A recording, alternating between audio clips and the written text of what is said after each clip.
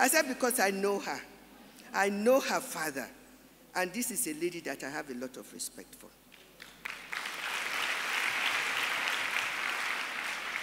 The keynote speaker, Laurie Bofill, the Deputy High Commissioner, British High Commissioner.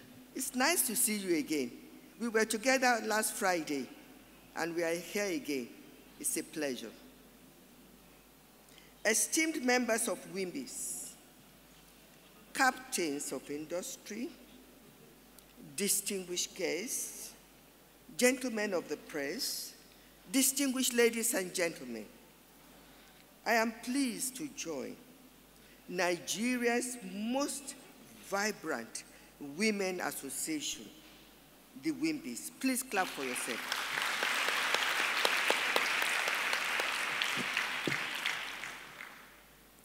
Let me express my appreciation to the leadership of WIMBIZ, ably led by Chairperson Aisha Ahmad, CFA, for inviting me to make some opening remarks at the conference.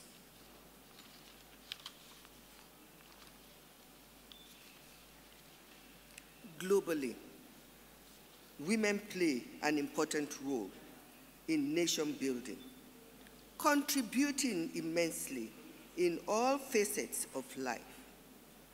In Africa, however, women are victims of vulnerable conditions owing to lingering gender inequalities, domestic violence, societal prejudice, among other issues that limit their ability to fulfill their potential.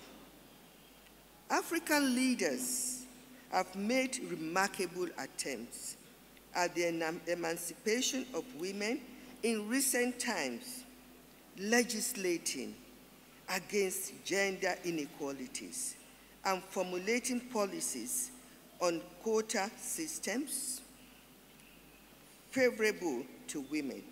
However, we are still a long way from achieving gender equality. I went to Côte d'Ivoire recently. I was especially impressed with my meeting with the president of ADB. He has a lot of support for women, and he has a lot of programs that will benefit women. Once I get all the details, I will let the women of WIMBIZ know about it. A lot of goodies from the president of ADB. The wrong perception that women belong to a lesser class than their male counterparts led to the full entrenchment of gender inequality in our society. This perception is unfortunately strengthened by our tradition and cultural practices. But it is changing fast. Now you find women in positions of authority. I attended a program recently. The women in positions of authority even outnumbered the men. And I told them, the women have arrived. You said we are coming, we have arrived. And we will continue to make the progress. Thank you. Most women have built successful careers, but only a few attain leadership positions. Women remain underrepresented in leadership and management level positions in the public and private sectors. Less than 1/3 of senior and middle management positions are held by women. We will continue to aspire to get more positions. 1/3 is not good enough. We want 50%. In business, women still find it difficult to access finance to scale up their businesses for growth and sustainability. Financial inclusion for women, especially in rural areas, is still a major problem. I would like to commend the WIMBIZ Board of Trustees and the Executive Council on their choice of the theme. The future is here. We are the future leaders. And I trust the women here, I know most of them, are going to be good representation of women in leadership positions. The future is here, I repeat again. The theme is appropriate at a time when women all over the world are thriving in the face of limitations and setting the pace in innovations and technological advancements geared towards sustainable development. If you open CNN, last week, CNN was always talking about women in leadership positions, and I was extremely impressed that the issue of women in leadership position is gaining worldwide recognition. African women need to go the extra mile in adding value to themselves as well as making impact in their world. We need to be more determined to succeed against all odds. We must widen our horizon in knowledge and acquisition of valuable skills that can make us globally competitive. Our place is at the top, and it is about time we create the continent we desire. I also celebrate WIMBIZ for their resilience in advancing the cause of women for 16 years through their platform.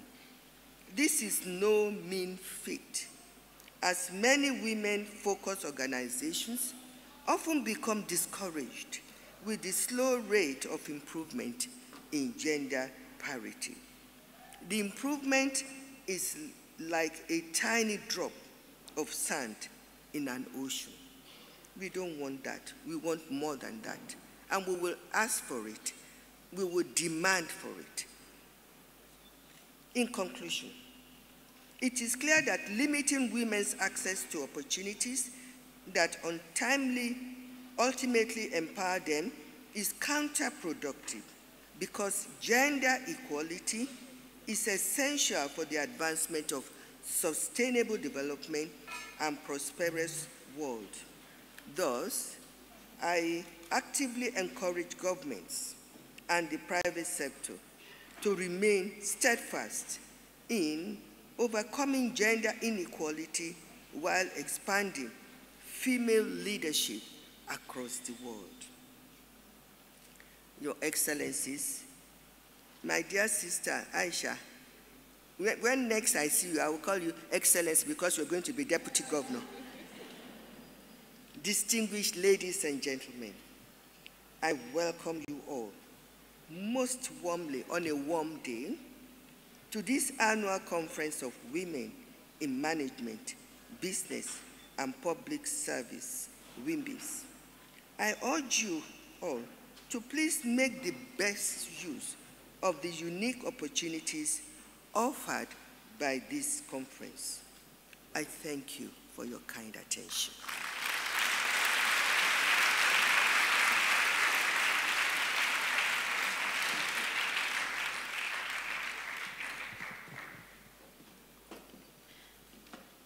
Thank you very, very much, our conference chairperson, Chief Mrs. Nike Akonde, CON, President of the Nigeria Chamber of Commerce. Just a few housekeeping rules, please. We'll ask you to please secure your personal belongings. It's a large conference, there are many people here, particularly your devices and any valuables that you have. We're also streaming live on YouTube. The channel is WIMBIZ. There's a space between the WIM and the biz. Now to welcome our first keynote speaker. Delivering our first keynote speech this morning is the first female British Deputy High Commissioner, Before her posting to Nigeria, she worked in various positions in the UK government and has lived and worked in Rwanda, Ethiopia, India, Cambodia, France, the UK, the US. Did I miss anything out? She is very passionate about women's empowerment and girl-child education. In fact, very soon as she moved to Nigeria, she had a meeting with many women, of which WIMBIZ was very grateful to be one of the company associations that was invited. So please, with a very warm, loud WIMBIZ welcome, let's welcome Laurie Bufils.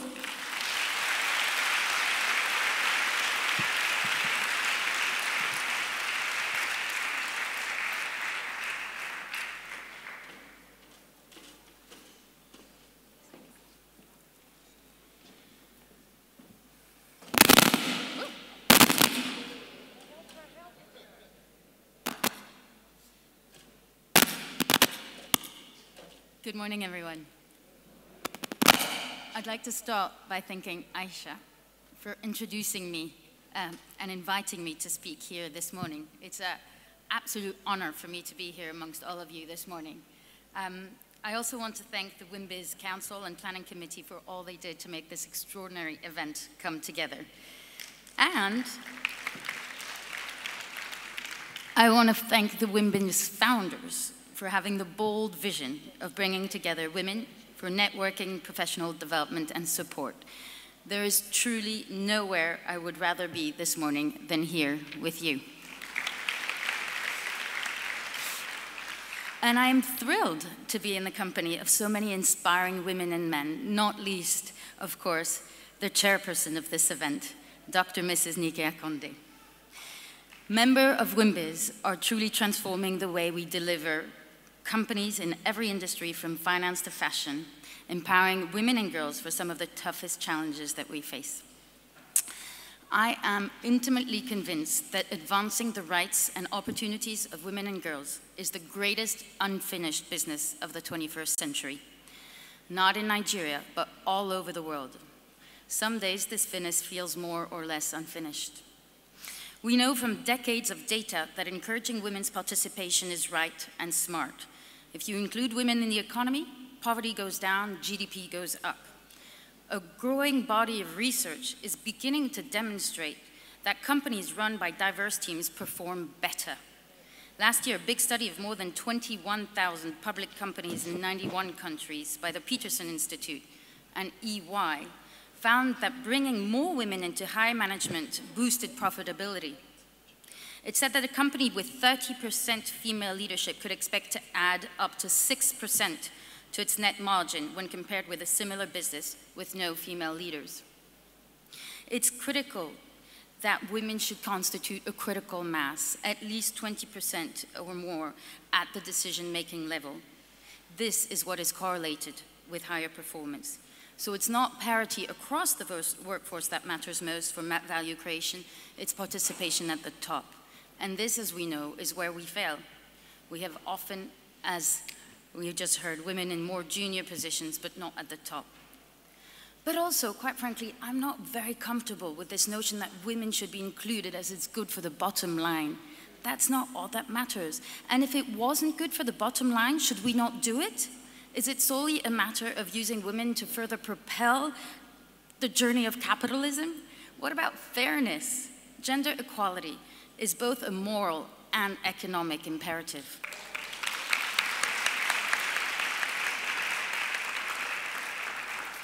I'm also uncomfortable with the generalization that we often hear that greater levels of gender diversity lead to less bribery, corruption, and fraud.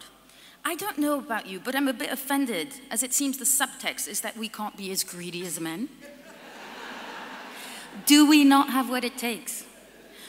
But more seriously, are we in companies as moral safeguards, providing a certain kind of salvation? I think we can be ruthless too.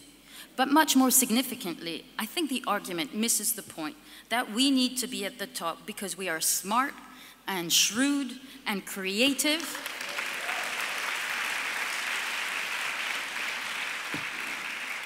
And we have good business sense, and we bring a different perspective, a different history and experience of life. The third reason why I don't like the bottom line argument is that it is too narrow, because business is so influential in our culture and in our communities. So if we endorse diversity and inclusion simply because it is good for business, we're underselling the issue. Having women at the top is a society issue, not just a business issue. We should never lose sight of the fact that the business community, and in fact public sector bodies, can cultivate real change for our society from the inside out. I feel strongly that both in the public and the private sector, we can act as an agent of change on these issues. We are at the cutting edge of how people work and learn, and I believe we do have a moral obligation to lead by example and push the boundaries when it comes to women in leadership. In March this year, I was newly arrived in Lagos, and I sat at the front row at the Muson Center listening to the guest speaker at the WIMBIZ Annual Lecture, Mo Abudu. She spoke in an incredibly inspiring keynote speech. I think many of you were there.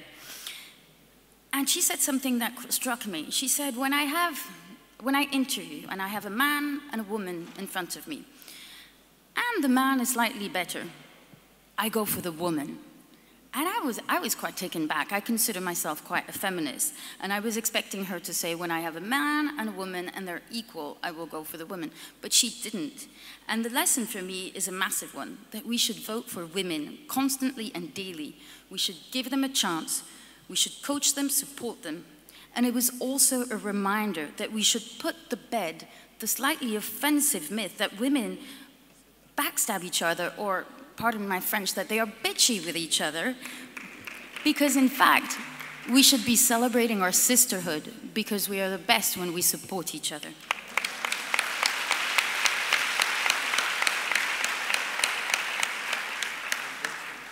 But I think we all have a responsibility to think beyond leadership in the workplace and to lift up women of all incomes and backgrounds in every corner of our respective countries.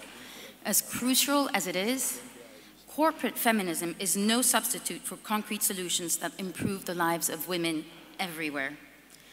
Most of us in this room are very fortunate.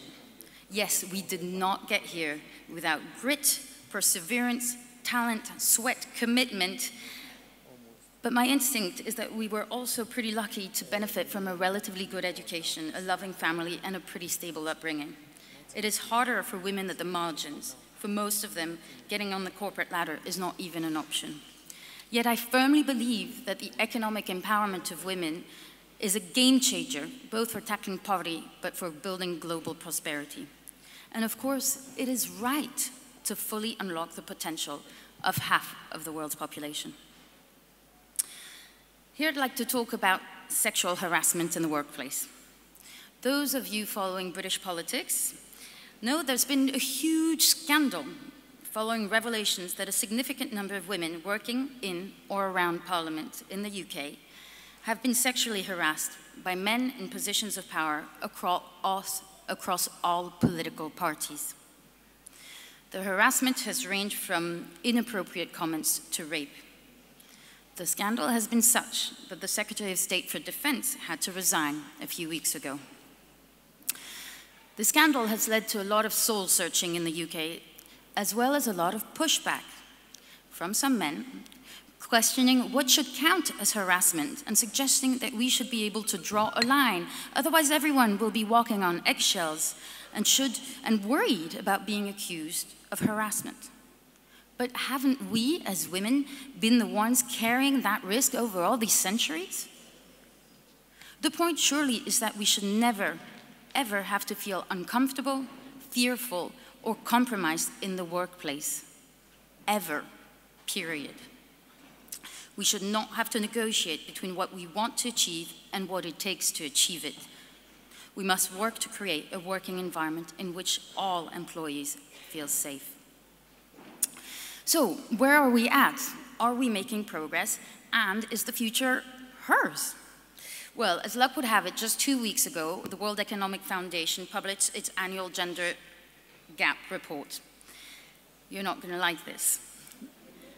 The report says it will take 217 years for disparities in the pay and employment opportunities of women and men to end. The really bad news is that this is significantly longer than what we had last year.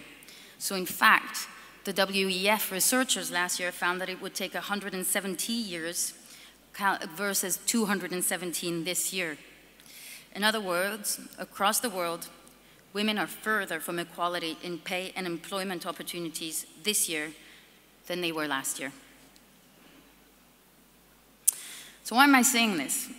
Aisha has asked me to be inspirational, and that's not really inspirational, is it? Not quite uplifting. But I'm saying this because progress is not linear, number one. Sometimes it's one step forward and two steps back. To refer to the theme of this conference, the future should be hers, but it doesn't have to be hers. So my second point is actually it takes all of us. It takes a movement. It takes women and men to work together to make that difference, and we should never, ever rest on our laurels. Now I'm going to do what every British person does not like to do. I'm going to talk a little bit about myself and my personal journey. So I'm here as a British diplomat, but I was born French in France to French parents.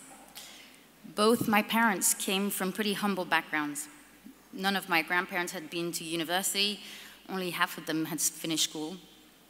My dad was a banker, and my mum, while trained as a social worker, stayed at home to look after the kids. I had a pretty privileged background. In fact, with hindsight, I think it was a sheltered background. My parents didn't talk to us about politics, justice, equality. I think my parents' generation saw kids as young people to look after, not young people to engage with.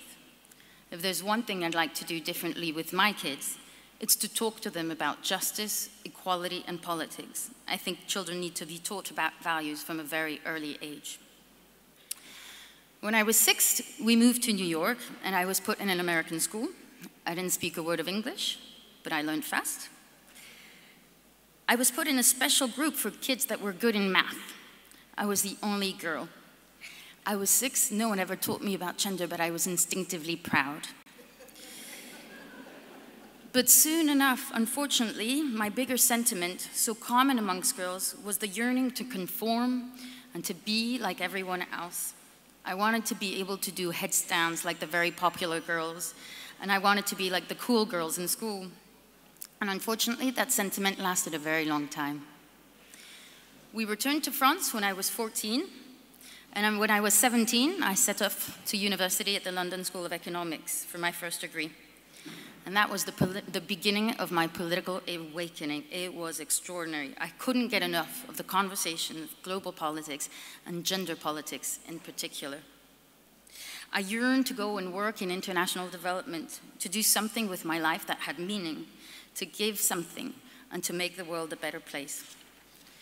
I knew, though, that good intentions don't suffice. I needed a proper skill, so I went to business school in Paris for 2 years, and then I went to work as a financial auditor for Arthur Andersen.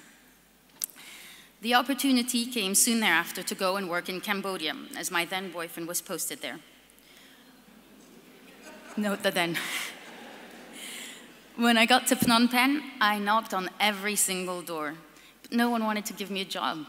I was 23, I didn't speak Khmer, I hardly had any professional experience. But I kept knocking on doors. I knocked on so many doors. I would not give up. And finally, I got a lucky break. A lovely man who worked for a UNFPA gave me a job, and that job changed my life. UNFPA works on demographics, population growth, family planning, gender. And I was responsible for a program on violence against women. I met sex workers. I befriended young sex workers. I spoke enough Khmer by that point to have conversations with them. I went with them to bars and clubs where they were accosted by men. I had been so naive. Never had I given any thought to what it must be like to have to sell your body to send back little amounts of money to keep your parents and siblings alive.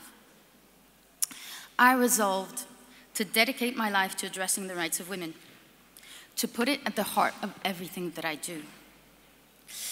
I went back to the UK and I did a second degree, this time in gender and development. Shortly after that, a job came up in the UK Department for International Development, the UK ministry that is responsible for international aid. I got the job, I was ecstatic.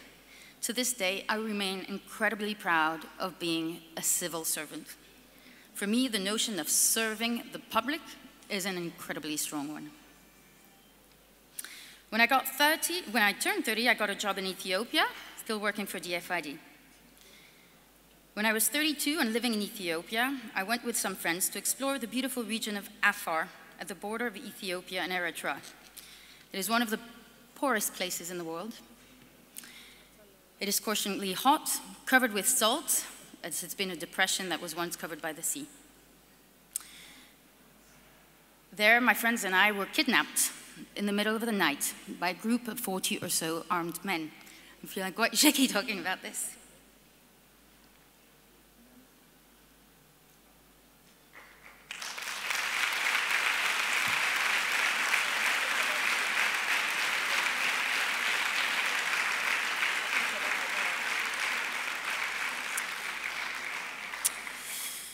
We walked across the salt desert barefoot. Our feet were eaten by the salt. For 2 weeks, we walked at night and slept during the day in oases. It's the first time I mention it in public. I'm telling you this because of what I remember so incredibly vividly when I was walked into the night after the armed men had thrown grenades in our cars.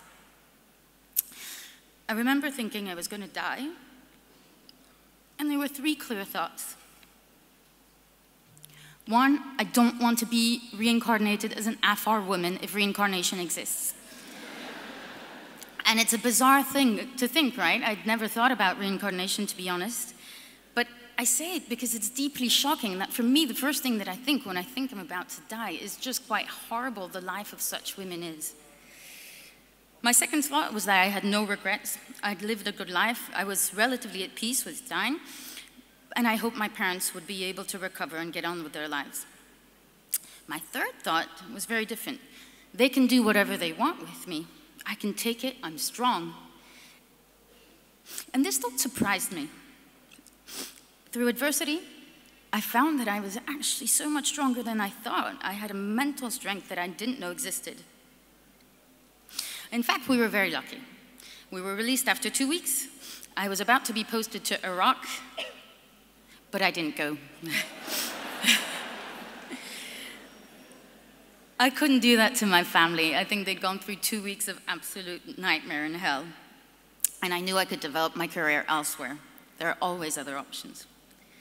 I returned to London, got a great job working for a female minister, undoubtedly one of the most intelligent people I've ever met, and the most intelligent person I've ever worked for. But she was ferocious. She reduced civil servants to tears on a regular basis. She was a bully. I worked crazy hours, but I didn't mind working the crazy hours at all. I minded the way she spoke to me. One day, we were in a meeting with another minister and with all the top people in the ministry. Seriously, everyone that mattered was there. I whispered something to my minister, which was quite inconsequential, possibly that she had to go to another meeting or something. And then she screamed at me. I have no recollection of what she said, but I remember it was humiliating. And I remember the outrage and anger in my mouth and in my body, the heat of anger. The meeting finished. I walked back to her office with her. I slammed the door and I screamed at her, "Do not you ever speak to me like that!"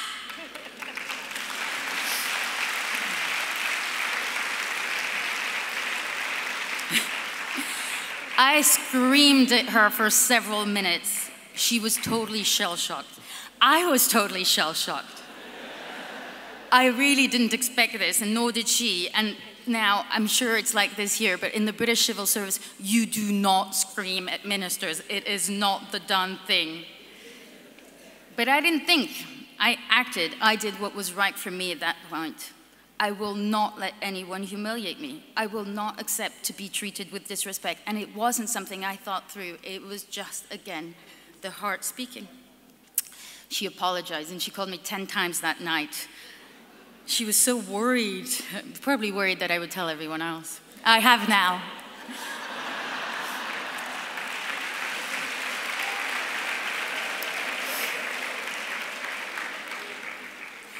But then the interesting thing is that she changed. I think she respected me a lot more now that I set clear boundaries and told her not to mess with me. And unfortunately, I think that some people do need to have those boundaries set. But I then remember becoming very close with her, very good friends. I remember one episode when we traveled to India together. We stayed at the High Commission, and there was a pool, and neither of us had our swimming costumes, and we'd just gone to reception, and then she said to me, let's go swimming. And I said, I don't have anything to go swimming with. And then she and I went out in our underwear and just went for a midnight splash, and we became really good friends. In fact, so much so that when she was moved on in a reshuffle and moved to another ministry, I was really upset. I was very sorry to see her go. After that, I moved to New York. I worked at the UK mission to the UN. It was wonderful. I love New York. Who doesn't? I had a great time. I learned about the complexity of multilateralism and how to get things done when you need 192 member states to agree on a shared agenda and a shared language. It's not easy. I returned to the UK and I met a guy. His name is Neil. We fell in love, we got married, we had a baby. I had another baby all pretty quickly. But after my first pregnancy, I suffered from postnatal depression. I didn't call it that. It didn't even occur to me that it could be that. But that is what it was. I was a wreck. I was overridden with anxiety. But I did not ask for help. At this point of my life, I didn't know to ask for help. For some reason, I did not think it was okay. I thought it showed weakness. The experience was incredibly powerful for me. It was a demonstration that hormones can be stronger than the brain, that anyone can suffer from mental health issues very suddenly, even strong, powerful, confident people. And it taught me that I really should ask for help, and that's what strong people do, and the journey would have been less painful had I done that.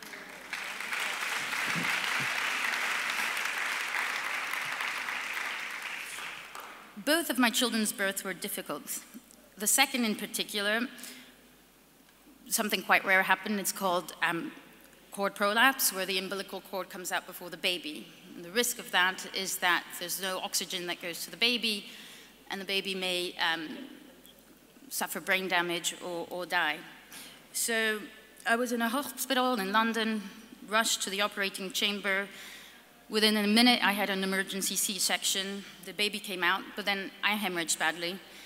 And my husband was told that the doctors didn't know if I was going to make it. I did make it. And the baby was given tests, and he was not brain damaged. I feel so blessed.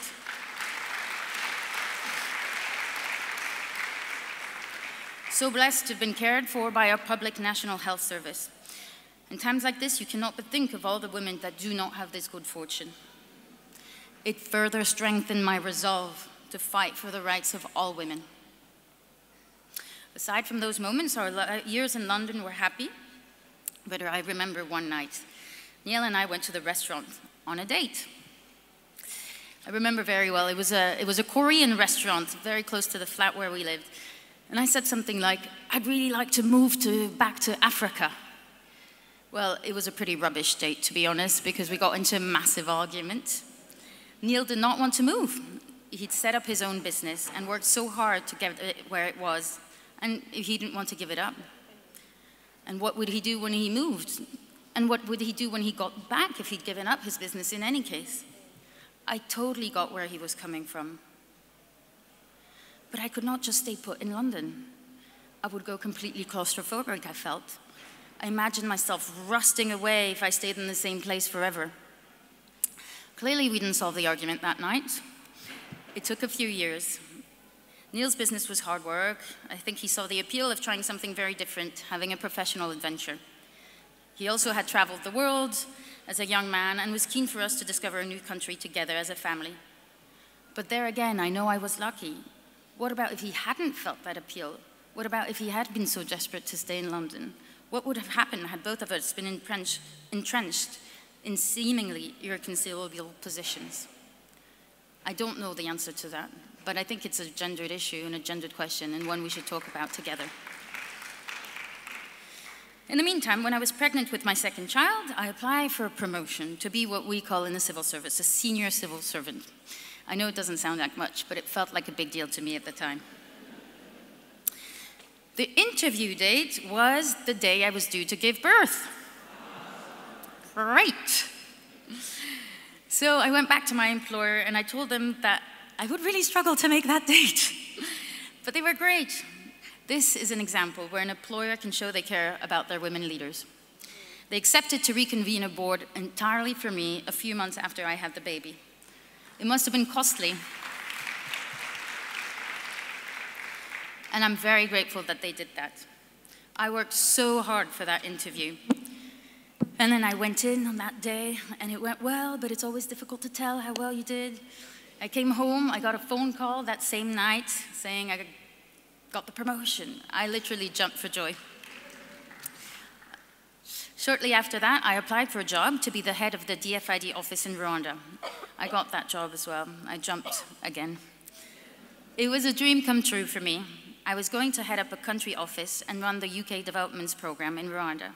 I felt I would be able to make a personal difference to people's lives. My family was less enchanted, but that's mostly because they were sad to see the grandchildren go. It's all about them nowadays. Kigali was a wonderful time for us as a family. My husband got a good job as a project manager responsible for development of a brewery. And from a work perspective, I enjoyed being able to do the development work that I wanted to do in a country where every pound of British taxpayers' money goes far. I enjoyed being able to deliver strong, quantified results, ranging from improved educational outcomes to improved access to finance for poor and vulnerable women. But I knew at the end of the posting that I wanted to do something different. I didn't want to go and head another DFID country office. I was keen to come and work for the Foreign Office and do what we in government call a whole-of-government approach, working not just on development, but on a broad range of UK interests, covering trade and commercial issues, governance, democracy, politics, organized crimes, just to name a few. And we were keen to discover West Africa. I had started my career in Cambodia, and I was moving westward from Cambodia, India, Ethiopia, Rwanda. Clearly, Nigeria was the right next move. But also, we wanted a city with a strong private sector so that Neil, my husband, could find a job. So Lagos made sense for us. We got to Lagos on the 17th of February 2017, and it's been a roller coaster ever since. Kigali was green and calm and peaceful. Lagos, on the other hand, is mad and chaotic and bustling and entrepreneurial and relentless and buzzing with excitement and activity. After 9 months in Kigali, I had felt fully settled and operating at cruise level. After 9 months in Lagos, I'm still finding my feet, meeting new and wonderful people. Indeed, the thing I love most about Nigeria is its people. 100%.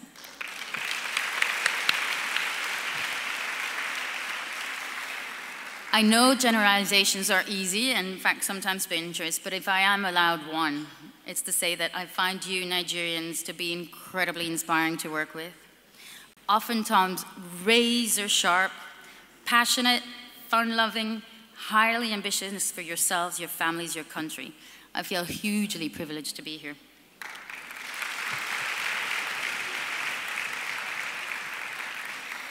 But as you know, Lagos is exhausting and exhilarating in equal measures. Like all of you in the room, I work hard and I'm often tired. I run from work to home to receptions to dinners as I seek to work out how to prioritize my time to maximize impact. And it's not easy. And in particular, it's not easy for Neil. Luckily for both of us, he got a job, a part-time job when he arrived, and he really enjoys it. But it's still tough. He's often the only dad at birthday parties. He's often at home looking after the kids when I'm at receptions or dinners. He often has to do the shopping. He's used to me getting a lot more attention than him. it's tough. I would hate it in his place. I tried hard to include him in all ways that I can, but there's no denying that his life is less busy than mine and perhaps less glamorous. And when I'm not working, I often want to just stay at home and chill out with the kids. And Neil's quite ready then to go out and explore and paint the town red. But the truth is I'm incredibly lucky. Not only does he take it in his stride, but he supports me when I'm tired and stressed, and I couldn't do it without him.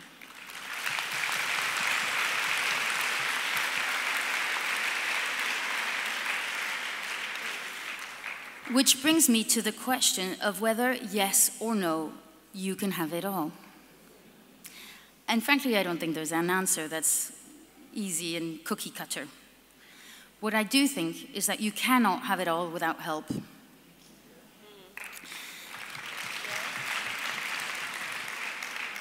Support from a spouse makes a big difference. And I salute, in particular, women who do it without the support of a spouse or despite the lack of support from a spouse.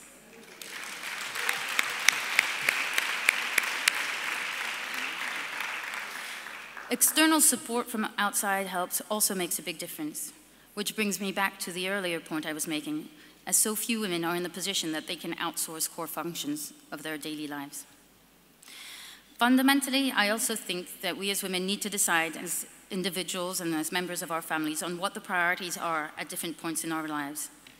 I don't think that's a constant, depending on our circumstances, in particular our family circumstances and the opportunities. I think it's right for women at different times to lean in or lean out. So this leads me to today. I've finished my journey, I'm in Lagos. So reflecting on today's sessions and what I wanted to leave with you, I realized there are some things I'm good at and some things I'm not good at. And I thought it would be useful to share that with you, not so much because of me as an individual and what I'm good at or not, but because I want to say that women leaders aren't good at everything, right? And we're all human, and we have to start giving ourselves a break. I think it's important for us to be honest about this, so as not to pretend that we're all perfect and accomplished and well-rounded and middle of the bell curve. We're all work in practice. So here goes in terms of what I'm good at, what I'm learning, what I'm rubbish at. So I think I've got quite good at knowing myself and accepting that who I am is a strength, not a weakness. I remember when I started my career, I was at a speech like this, listening to an ambassador and thinking I could never be like him. For starters, he had a proper British name, which helps when you're an ambassador for Britain, and I don't have a proper British name. But mostly, I thought I could never be as polished as he was. He was middle of the bell curve, polished and suave. And I am different. But I've learned that that's okay. That is what makes me good at what I do. I'm a little bit quirky at times, but I think I've debunked the notion that a leader has to charge in on a white horse. Different leaders have different styles. The second thing I'm good at, I think, is I'm resilient, more so than I thought. The kidnapping taught me that, and I won't be messed with. Third thing, I'm good at being passionate about my values. I could not do a job where I don't feel passion. I'm passionate about justice, equality, fairness, rights, and in particular, the rights of women. That gives me huge drive, and it gives me strength. I'm good at not planning. So I don't have a medium-term plan. I'm pretty clear what I'm going to be doing next week, but certainly not in 5 years' time. But I think that's okay. Life and priorities change, and so will our choices. I'm becoming better at being confident. I wish I had the confidence that I have now when I was younger. And God knows I wish I could bestow the gift of confidence on my daughter and my son. I still sometimes fear failure, even though I know it's one of the greatest impediments to success. I still sometimes worry about what people would think about me. But that's okay too. Confidence is important, but it shouldn't be blind confidence. And I think if you couple it with self-awareness and some questioning, then it can also lead to self-improvement.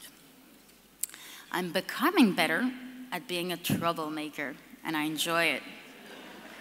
I think it's good to rock the boat and not to want to conform like I did when I was a little girl. I'm becoming good at trusting my instinct. I still sometimes forget to listen to that tingling feeling in my stomach, but when I do, I always know it's worthwhile. I'm definitely not good at all at being organized and disciplined. This is a big problem. Again, listening to Mo Abudu last year, I remember her saying she gets up very early in the morning and systematically goes to the gym, and she has her routine, and I was wowed. I don't do that. I never wake up at the same time. I'm lucky if I get to the gym, and I more often than not cancel my gym classes. I'm not organized in my personal life. I look at the photos on the walls of my house. They're of the kids 3 years ago. They're totally not the same kids now. I just never have the time to go and be that perfect mum I'd like to be that organizes the nice photos for the wall and organizes all the play dates I'd like my kids to have and make sure they have the right after-school activities. But they've got someone that I hope will inspire them one way or the other to grow up to be respectful young adults and respectful members of their communities one day.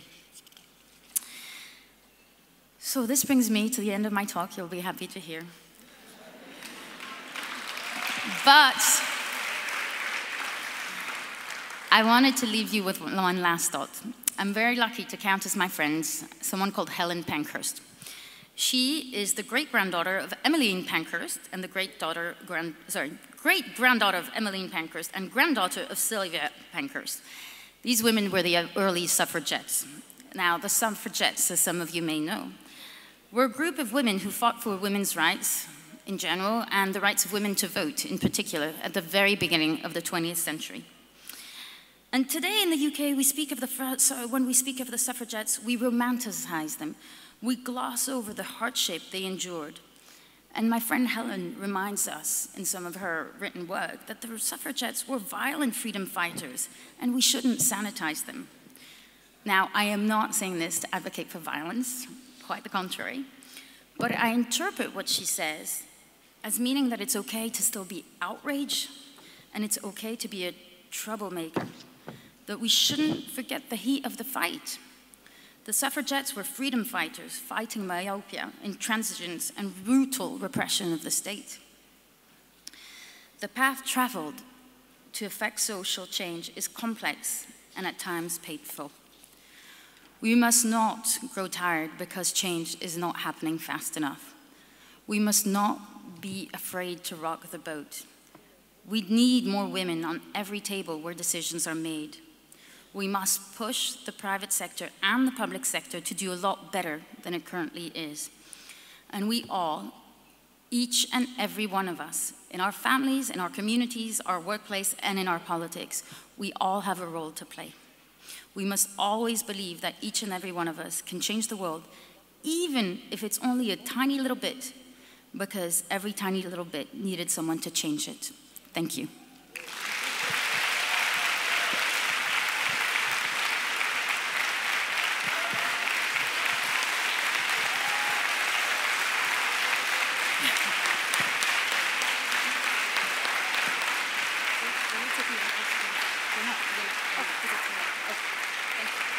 Thank you. I think she deserves a louder round of applause.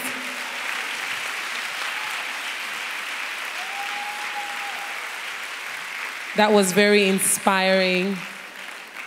And I think the edge of that talk was that she was open. She shared her story. She wasn't afraid to be vulnerable. She wasn't afraid to let us know her weaknesses, which in itself is a strength. I think our keynote speaker deserves another round of applause.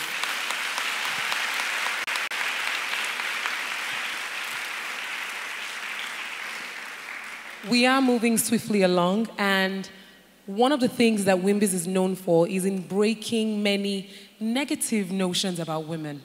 And the fact or the impression that we were fine by ourselves, or we don't need any support from men, or we don't pay attention to the men. And if you listen to Laurie, she spoke about the immense support she gets from her husband, which helps balance many things out in her home and in her life.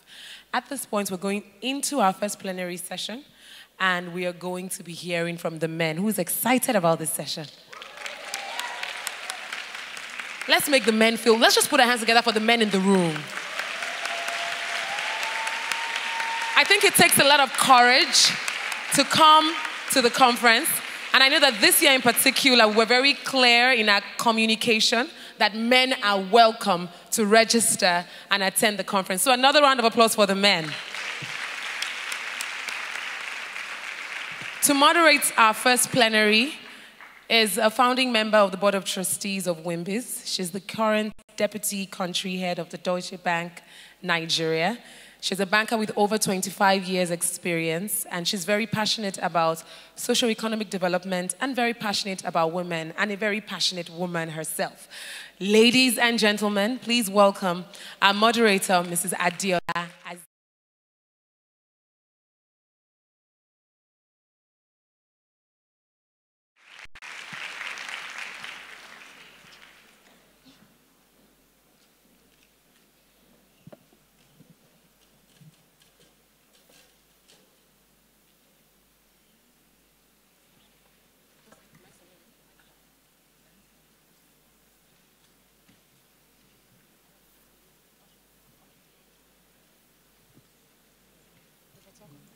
Wow. Hello, everyone. Laura, thank you. You already set the tone for this panel. We need every woman on every table where decisions are made. Yes or no? Yes. Whether we are going to achieve that is what this session is about. Because we're going to be hearing from some men who have put themselves forward to share with us. They're going to be sharing with us in a very candid way. There'll be highs and there will be lows. There'll be reality checks. Are we doing the right thing? Are we supporting women? Are we pulling each other up? Are we stabbing each other on the back? We will be hearing for the men what we need to do ourselves, what the men need to do for us, what the corporate organizations also need to do for us. Without further ado, I'm going to be inviting the men who love us, who are going to be very candid with us today. I would like to invite to join me the first gentleman, Mr. Igweje Imokwede. Please come up. Igweje is the founder and chairman of Africa Initiative for Governance. Can you please continue to give him a warm WIMBIZ welcome today?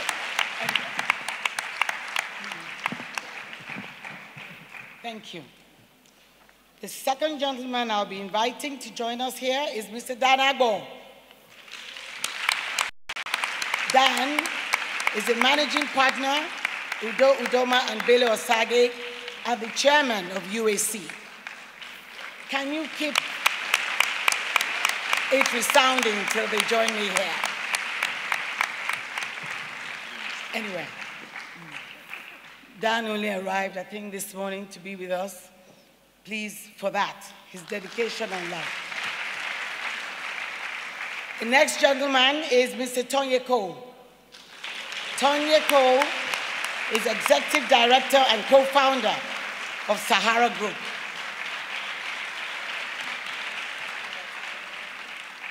Can you keep it up? You need to encourage them. Please, welcome, Tonye. Please sit there. And the last but not the least, in fact, the most powerful of them all. Yes, Tosi Runshawe, Executive Director, Client Services, AXA Mansard.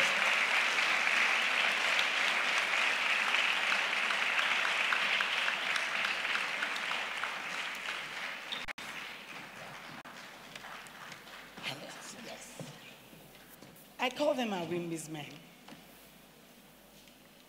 Look at all of them. Like I said, they love us. They're going to be sharing with us. You need to prepare your mind to soak in every experience they're going to be sharing with us. Personal, experiential, and some bitter truth. In preparing for this plenary, I actually met each and every one of them one-to-one, Bimbala Wright and myself.